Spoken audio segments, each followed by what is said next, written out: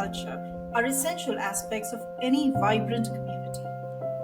An array of backgrounds, traditions, and perspectives not only enriches our understanding, but also fosters innovation and empathy among individuals. The Kent International Festival is a 501(c)(3) nonprofit, and it is a celebration of the cultural diversity represented in the Greater Kent community in Washington.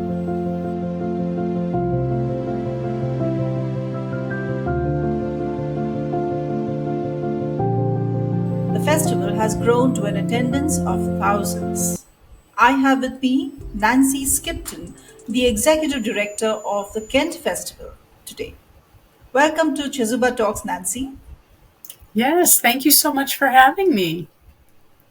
Nancy, from event planning to hosting a huge intercultural festival, tell us about the journey. Well, prior to being involved in the Ken International Festival, I started and formed my own business doing weddings and event planning in 2006. And then as my business was growing, my husband actually mentioned to me, there's this new thing that's starting in Kent. They have a committee and it's for the Kent International Festival. He said, you should see if you could be on that committee. So I went in and checked with them, and it was totally volunteer at that point. And so I kind of inserted myself into the committee and decided I was going to help build this event one way or another. Wonderful. And how has it changed from when you started? Was it a small event, maybe hundreds, and now it has grown to such a huge event? Yes. Well, the very first year it was sponsored by the city of Kent. So all the money funding it came through there. And initially it was an outdoor festival. There was a section between the Kent Library and a parking lot. And during the summer, a group did a farmer's market. So we talked with that organization and we said, well, we'd like to bring in some cultural booths and a little bit of food. And so we kind of rode on their permit to begin with. And I don't know exact figures because our festival has always been free. But the first year, it seemed like we were around hundreds, lots of people going to the farmer's market and then kind of stepping over into where our festival was. That was in 2009. Then slowly over the next few years, we ended up getting more and more booths, more and more cultures involved. And then by the time we reached the 2013 festival, we had kind of outgrown that space. We got too big to have it on that particular location any longer. So the decision was made that we would move to an indoor event, which was a really big change for us because we had always been an outdoor festival. We moved to a facility that was fairly new in the city of Kent called Showwear Center. That is, it's a hockey rink and they also have concerts there. So we moved there. We did everything inside for the first year in 2014. And then in 2015 and on, we not only had the indoor part of the festival, but we also had booths outside again. So we sort of expanded not just inside the building, but outside as well. And since then, we've just grown. More and more cultures become involved in our festival. We have people who want to come and have a booth, either a cultural booth or a retail booth or an information booth. We have 2 different stages where people perform either with music, dance, storytelling, that type of thing. And we also introduced having food from some of the local restaurants. Kent being so diverse, we have several ethnically oriented mom and pop restaurants. So we bought food from them and sold it at the festival. So we just slowly started growing. We've had a pretty good managed growth. So we didn't just grow super fast, but we sort of managed how we got bigger and bigger. So, when you say diverse culture, could you tell us the kind of people and the cultures that come there? So the city of Kent from probably the middle 2000s, it was, certain populations that lived there, that grew up there, some Asian populations, Japanese, Chinese, some Russian, and some Ukrainian, African American, and of course Caucasian as well. But over the decades, it started becoming much more diverse. So we had people living that had moved here either because they were a refugee or they chose to move here. We had people from different African nations, from South America, lots of Latinx countries as well, Mexico, El Salvador, that area. And then we also have the expanding groups from Russia, Ukrainian, large population of Indian cultures as well as in India. We also have Native Americans here as well. So those just started growing more and more. And as those grew, there was a need, based on what the founders saw, to give people a place where they could share their culture, share their diversity, let people know about what their traditions were that they brought with them from their country of origin. Right. So I love going to such festivals. I love going to farmers markets and tasting different types of food. It sounds very exciting, but I'm sure to organize such an event requires a lot of planning. So what kind of planning goes into it, and how big is your team? Let's take a break to understand what Chezuba is. Everyone at some point ponders on how this beautiful life can be made more meaningful. Maybe you're a leader trying to enhance your employees' experience at your organization. Or you already work for the community and seek volunteers with state of the art skills to strengthen your nonprofit. Whatever your situation, know that you can make a difference. Chezuba began with this very vision, a vision to facilitate every skill and every passion in the world in meeting a social need.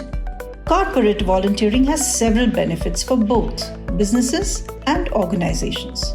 In parallel, experienced and enthusiastic volunteers join NGO workers, enabling them to serve the community more effectively.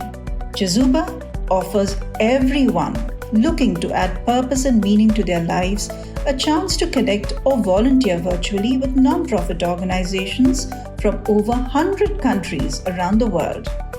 Visit www.chezuba.net and explore opportunities to find meaning. Chezuba, your platform to do good. And now, back with our guest. Well, our team size varies from year to year. When we were still doing the outdoor festival on the space next to the farmers market and the library, and sometimes we actually had a bigger team then because there was a student intern program through the high schools. So we had anywhere from 5 to 8 students who would work with us, and each of them needed to earn 90 hours of community service. So we would have them come in and help us to do some of the planning. We have the person who runs the festival, which I have not always been the person who ran it. There was another person who had run it previously, and then in 2014 he actually retired and moved to another state. We had a little bit of a transition there. We have the person who runs it. We then have, a person who handles entertainment, a person who handles the food, a person who handles booths. And then there's also a few other aspects. We also have a local foundation who would go to the schools and get some artwork, some drawings from either elementary school, middle school, high school, and then those would be framed and shared as an art exhibit at the festival. So there's a lot of different moving parts. It just really varies from year to year. The intern program is no longer happening, so we Oh, don't have the students, but we've tried to find other ways to involve the high school students to become involved. oh, that's a pity actually, because organizing an event of such a scale would definitely give a lot of hands-on experience to interns, and that would have been really, really beneficial to their overall, career and understanding. But you have your reasons, I believe, for stopping that internship.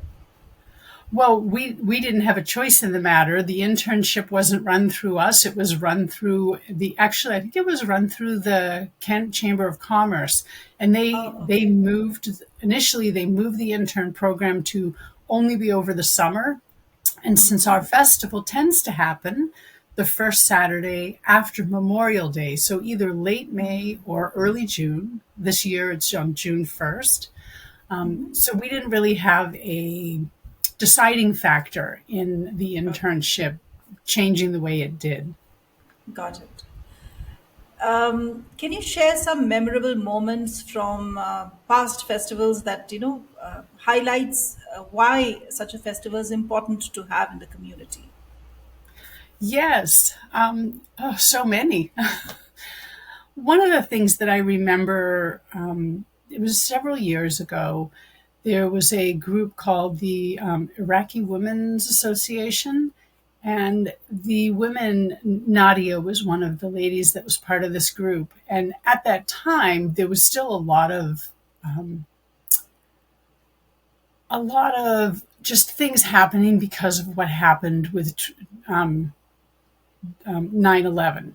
And anyone who appeared to be from that particular country, people were just, they weren't treating people well. So these women, they came and they did what we call a cultural passport booth, which means they share about their country, about their cultures. And after one of the festivals, Nadia said to me, we really feel like it's so nice for people to hear what our culture is really like, not just what they hear on the news, but to actually talk with us and to understand our culture from the perspective of who we really are, not who people think we are because of some event that's happened in the world. One of our main things we strive for, and is our theme, is to learn from each other. We feel as an organization that when we learn about each other, really truly learn about actual things about another person and their culture, that we find out we have a lot more in common than we have differences. And we always try to build community based on that. In Kent, there isn't a little Italy, or Chinatown, or the Russian district. Everybody all lives in and amongst each other. And part of the goal of our festival has been to have people from all different cultures and heritages all be together in one day. So it's not a Ukrainian festival or an Indian festival. It's everybody together. And as far as I know, we're one of only two or three in the state of Washington who bring all different cultures together in one day, as opposed to celebrating individual cultures separately. And there's nothing Separate. wrong with celebrating that, because everyone wants to celebrate their own culture, but it Yes. encourages learning from each other and understanding each other at a deeper level than just what we see in the news or what we think that person is like because of some impression we had in the past. Yeah, So right. that was one of the memories that really stuck out to me. She said that they felt like they belonged and that people really listened and understood who they were, and they didn't feel like they were just what they heard on the news. So that really like touched my heart. The other thing that I really love to see, and this is every year, is to see all the kids from the schools, because there's in the Kent school district, which is a pretty large school district, there's over 130 something different languages spoken in the school system. And to see all these kids who go to school together in their different cultural outfits, whether they're doing a song or whether they're doing a dance or they just dressed up for the event, to see them all around each other, smiling at each other, having fun with each other. They don't care that they're from different cultures. They're just having fun together and enjoying each other's company. And that just like always makes me feel like we're achieving what we want to with our festival Right. when we see this. And it makes things so lively, doesn't it? It gives you a reason to go out and experience something new. People who are not able to travel, maybe they can go to this festival and just get a feel of how that country or that culture is, and then decide whether they want to go there and explore more. So I think any kind of festival brings a lot of color and liveliness to a place. But this must have been a challenge for you in 2020, I guess, when we had the COVID-19 pandemic. How did you adapt then?